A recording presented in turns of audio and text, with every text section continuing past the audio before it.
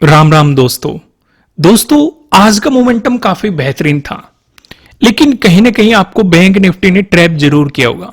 अगर निफ्टी 50 की बात करें, इधर निफ्टी 50 का चार्ट है, ये निफ्टी फाइनेंशियल सर्विसेज का चार्ट है और ये बैंक निफ्टी का चार्ट है। अगर आप निफ्टी 50 पे फोकस करेंगे, वन डायरेक्शनल मोमेंटम था। मार्केट ने अपने प्रीवियस डे क्लोजिंग का भी ब्रेकडाउन दिया है, अपने प्रीवियस डे हाई का भी ब्रेकडाउन है, अपने प्रीवियस डे हाई से रिजेक्शन भी ले रखा है और यहां पे एक पैटर्न का फॉर्मेशन करके उसका भी ब्रेकडाउन दे रखा है। क्लियर बहुत सिंपल सा लॉजिक था। ज्यादा डिटेल में हम डिस्कशन निफ्टी 50 वाली वीडियो में करेंगे। निफ्टी फाइनेंशियल सर्विसेज पे आ जाओ, यहां पे भी क्लियर मोमेंटम था। प्रीवियस डे क्लोजिंग से रिजेक्शन लिया गया है और वन डायरेक्शनल मूव था। यहां पे टाइम स्पेंड किया, इसका भी ब्रेकडाउन दिया। मैंने आपको 4 पैटर्न का डिस्कशन किया हुआ है मैंने आपके साथ। ट्रायंगल वाले पैटर्न, ट्रेंड लाइन से मिलकर बना हुआ पैटर्न और पैरेलल पैटर्न। ये आपको 4 तरह के पैटर्न का फॉर्मेशन यहां पे देखने को मिल रहा था। सिंपल लेकिन जैसे कि मैं आपसे बात कर रहा था कि बैंक निफ्टी ने कहीं ना कहीं आपको ट्रैप करने की कोशिश की होगी, क्योंकि इसने क्या किया, इनमें तो चलो साइडवेज हो गया, यह एक पैटर्न का फॉर्मेशन करता रहा। इसने रिकवरी का मोड दिखाया। ध्यान से अगर आप देखेंगे, जब इसने अपने प्रीवियस डे हाई का ब्रेकडाउन दिया, फिर एक मोमेंटम मार्केट ने दिखाया, प्रीवियस डे क्लोजिंग से भी नीचे गया, तो ये वापस आके एक रिकवरी का फेज दिखाता हुआ आपको दिखाई दे रहा है, जिसमें बहुत सारे लोग ट्रैप हुए होंगे। फिर मार्केट ने इस तरह का मोमेंटम दे दिया आपको। लेकिन जरूरी बात यह है कि अभी भी प्राइस 48,000 से सीधा हमें ऊपर ही प्राइस सस्टेन होते हुए दिखाई दे रहा है। ज्यादा हम तब सोचेंगे जब मार्केट 48,000 का ब्रेकडाउन देके नीचे की तरफ चलने लग जाएगा, तो वो खतरे का एक सिग्नल हो जाएगा कि हाँ और नेगेटिव मोमेंटम रह सकता है। अब यहां पे यानी कि मंडे को क्या सिचुएशन हो सकती है, उस चीज पे फोकस करना सबसे ज्यादा जरूरी हो जाता है। क्योंकि काफी लोगों ने यहां पे ये भी सोचा होगा कि भाई नेगेटिव मोमेंटम की शुरुआत हो गई है कि नहीं। क्योंकि अगर आप ध्यान देंगे, निफ्टी 50 पे कुछ हमने सपोर्ट जोन्स ड्रॉ कर रखे हैं और अभी भी मार्केट वहीं पे सपोर्ट ले रहा है। निफ्टी 50 की मैं आपको अलग से वीडियो प्रोवाइड करूंगा, वहां पे डिस्कशन करेंगे। आइए आज बैंक निफ्टी को निचोड़ लेते हैं, पूरी तरीके से इसका डिस्कशन कर लेते हैं, ज्यादा डिटेल में इसे समझने की कोशिश करते हैं। लॉजिक आपको सिंपल सा समझ में आ गया, बहुत सिंपल सा लॉजिक था। एक बात और, जिन्होंने भी कोर्स कर रखा है वहां पे मैंने एक पैटर्न डिस्कस कर रखा है कि उन्होंने मोमेंटम को यहीं से पकड़ने की कोशिश की होगी, जिन्होंने ध्यान से समझा है।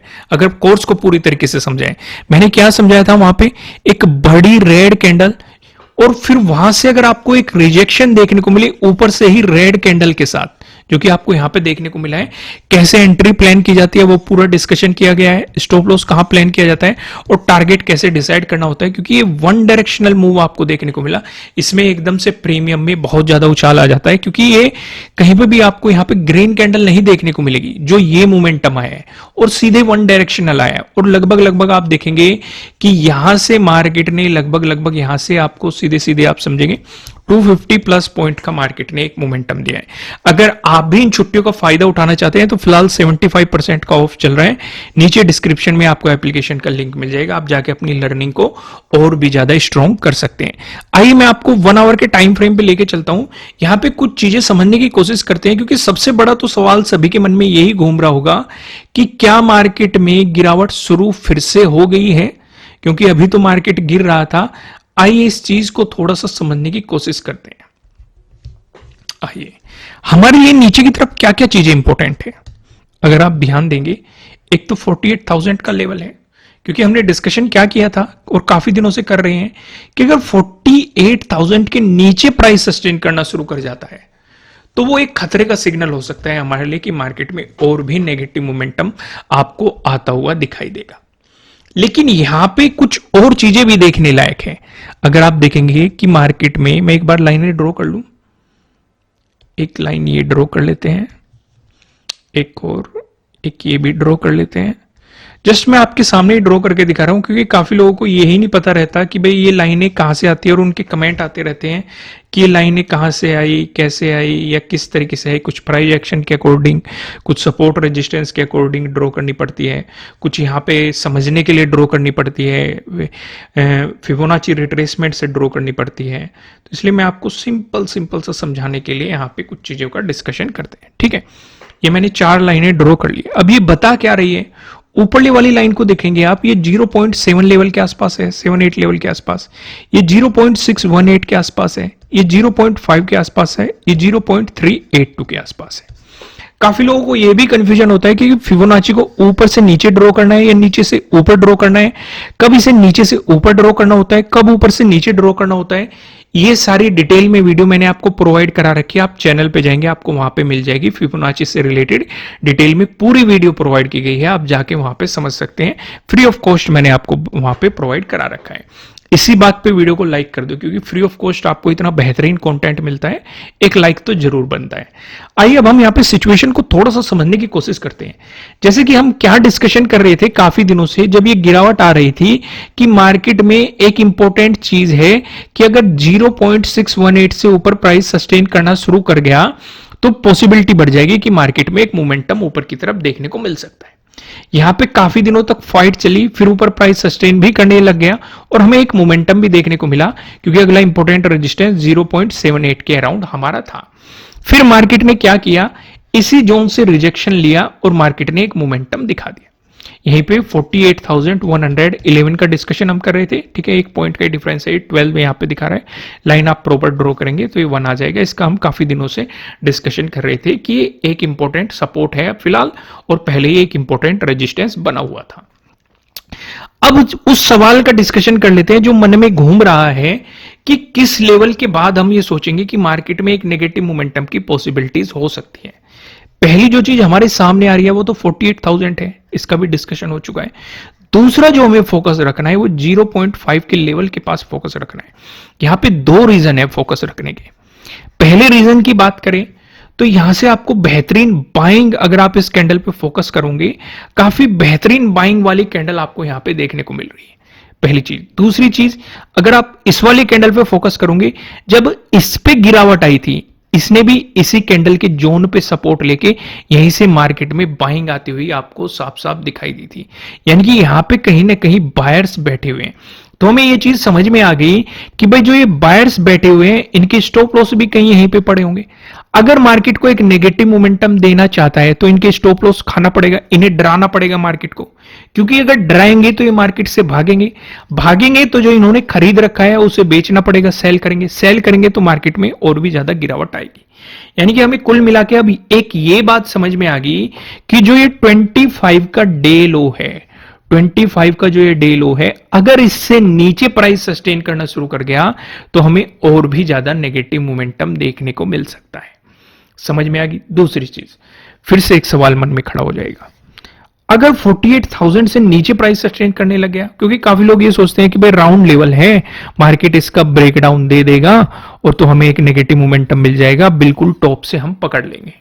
फिर अचानक से मार्केट घूम जाता है और वे सोचते हैं कि हमारा तो स्टॉप लॉस हिट हो गया, कैसे पता करें कि सपोर्ट कहां पे बनने वाला था, नीचे क्यों नहीं गया। तो यहीं से तो पता चलेगा कि भाई अगर आप 48,000 से नीचे प्राइस सस्टेन करने लग गया तो नेगेटिव साइड पोजीशंस आप ले सकते हो, लेकिन एग्रेसिवली प्लान इसके नीचे करना है, 25 के डे लो के नीचे करना है, क्योंकि यहां तक स्कैल्पिंग अपॉर्चुनिटीज पे फोकस करो। भाई अगर आप स्कैल्पिंग के बारे में नहीं जानते तो उससे रिलेटेड भी मैंने आपको एक कोर्स प्रोवाइड किया हुआ है, उसका भी नीचे डिस्क्रिप्शन में आपको लिंक मिल जाएगा एप्लीकेशन का। जाइए अपनी लर्निंग को स्ट्रॉन्ग कीजिए, इन छुट्टियों का बेनिफिट उठाइए और कुछ बेहतर लर्न कीजिए, ठीक है। अब यहां पे ये चीज समझ में आ गई। दूसरी चीज, अब अगर मार्केट यहां पे इस तरीके से मूव करता हुआ ऊपर चल रहा है, क्योंकि हम एक बात और नोट कर रहे हैं भाई, अगर मार्केट को अगर एक छोटे टाइम फ्रेम पे देखिए, एक अप ट्रेंड सा चल रहा है, अगर सिर्फ इतने का ऑब्जर्वेशन करें, और रूल क्या कहता है कि अगर हायर हाई बन रहे हैं और हायर लो बन रहे हैं तो नेगेटिव तब मानेंगे जब पिछले हायर लो से नीचे प्राइस सस्टेन करना शुरू कर जाएगा, भाई तभी तो आप मानेंगे। तो यहां पे पिछला हायर लो हमारा क्या है, वो भी यही है भाई, प्राइस एक्शन भी यही बोल रहा है आपको। अगर आप नोटिस करोगे, ये लो लगा आपका, ये हायर लो बना, ये भी हायर लो बना, तो पिछला हायर लो तो आपके लिए यही हो गया ना भाई। अगर इससे नीचे मार्केट चलेगा तो मार्केट को इसका ब्रेकडाउन देना पड़ेगा। अगर यहीं से रिकवरी आ गई तो ठीक है, पहला हायर लो आपके लिए होगा, दूसरा हायर लो ये होगा। अगर इस हायर लो से नीचे चलने लग गया तो प्राइस एक्शन भी आपको सिंपल सी वही एक डेफिनेशन बता रहा है। यह भी समझ में आ गया कि नहीं? समझ में आ गया तो इसी बात पे लाइक कर देना, नहीं समझ में आया तो कमेंट कर देना, समझ में नहीं आया अगली बार और डिटेल में समझा देंगे। क्लियर हो गया यहां तक? ये मोमेंटम भी समझ में आ गया। आइए अब हम सीधा चलते हैं ऊपर की तरफ, रेजिस्टेंस भी देख लेते हैं। जैसे कि हम देख रहे थे कि जब हम डिस्कशन कर रहे थे कि मार्केट 0.618 के लेवल को निकालेगा तो ऊपर की तरफ मोमेंटम करेगा, अगला रेजिस्टेंस 0.78 के अराउंड आएगा और मार्केट ने आपको वो अचीव भी किया, लेकिन इससे ऊपर प्राइस सस्टेन नहीं कर पा रहा है और यहीं पे 48,500 का एक इंपॉर्टेंट लेवल भी है। तो अगर मार्केट में एक मोमेंटम देना है तो इससे ऊपर प्राइस सस्टेन मार्केट को करना पड़ेगा। इस बीच आप सिर्फ और सिर्फ स्कैल्पिंग करेंगे। इसका अगर ब्रेकआउट मिल गया तो नया हायर हाई मार्केट बनाने की कोशिश करेगा, फिर आप उस मोमेंटम को ऑब्जर्व कर सकते हैं। हमारे लिए कंडीशन ये थी कि इस गैप फिलिंग के बारे में मार्केट कुछ प्लान कर रहा था, मार्केट ऑलरेडी ही गैप फिलिंग कर चुका है। अगर गैप फिल ना हुआ होता तो ऊपर की तरफ एक रिस्क लिया जा सकता था कि मार्केट कहीं ना कहीं गैप फिलिंग के लिए जा सकता है, लेकिन वो चीज मार्केट ऑलरेडी ही कर चुका है, तो वो भी चीज हमें समझ में आ गई। आइए अब हम थोड़ा सा डिस्कशन को आगे बढ़ाते हैं। वन डे के टाइम फ्रेम पे हमें क्या नजर आ रहा है? वन डे के टाइम फ्रेम पे क्या डिस्कशन किया था हमने कि जो ये दिसंबर और जनवरी में मार्केट ने हाई लगाया था, इसके बाद जो एक ब्रेकडाउन आया था, एक गिरावट हमें देखने को मिली थी, तो वापस जाते समय ये एक इंपॉर्टेंट रेजिस्टेंस के रूप में एक्ट कर सकता है, जो कि कर भी रहा है। ये भी चीज हमें समझ में आ गई क्योंकि इसके ऊपर भी अभी प्राइस सस्टेन नहीं हो रहा है। तो हम क्या ऑब्जर्व कर रहे हैं कि जब इस वाले जोन से, यानी कि जो आज का हाई लगा है, इससे ऊपर प्राइस सस्टेन करेगा, तब आपको एक नया हाई देखने को मिलेगा। वन डे के टाइम फ्रेम पे आपको ये वाली सिचुएशन साफ साफ दिखाई दे रही है। अगर सपोर्ट की बात करें, कुछ सपोर्ट तो हमने देख ही लिए 1 आवर के टाइम फ्रेम पे। प्राइस एक्शन के अकॉर्डिंग आपके लिए सपोर्ट यहां पे इस वाले जोन में आपको नजर आते हुए दिखाई देंगे। क्लियर हो गया?